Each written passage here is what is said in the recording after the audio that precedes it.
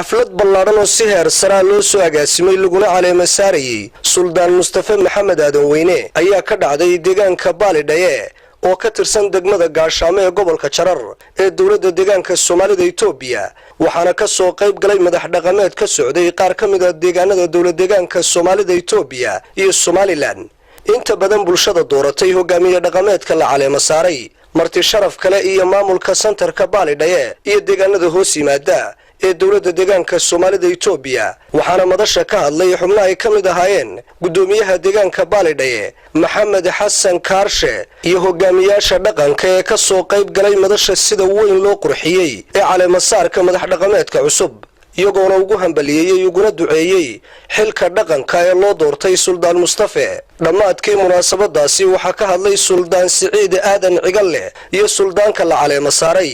Suldaan Mustafa Maxamed Aadan Weyne oo ah suldaankii ugu horeeyay ee lagu caleema saaro deegaankaasi waxaana kamid ahaa hadaladoodii hadii aanu nahay santarka Baalidhaye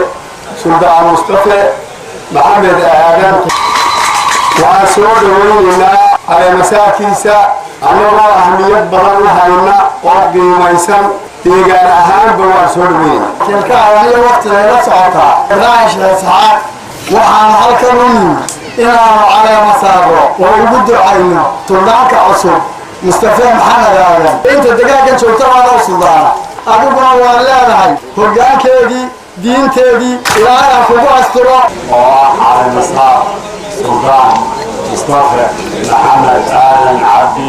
suldaankaas oo suldaankii Aadan Weyne halkan waxaan ka salaamayaa madaxweynaha dawladda deegaanka Soomaaliyeed Mudane Cabdi Maxamed Cumar waxaan gaarsiinaynaa madaxweynaha inuu aqoontiisa ku arko suldaanka ka cusub Mustafa Maxamed waan baryayaa waan soo dhaweynaynaa ku qanacsanahay waan ku soo dhaweynayaa Mustafa Maxamed Aadan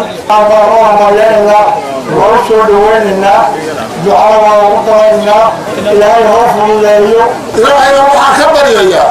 inuu ahaada ka jira ee shaqeeya ee si waa ummadda u horseeda marka hore waxaan sharaf loo dirayaa madaxweynaha dawladda deegaanka Cabdi Maxamed Cumar suldaanka daadayar leh suldaanka diinta leh ummadda ku dooratay waxay kugu dooratay inaad u shaqayso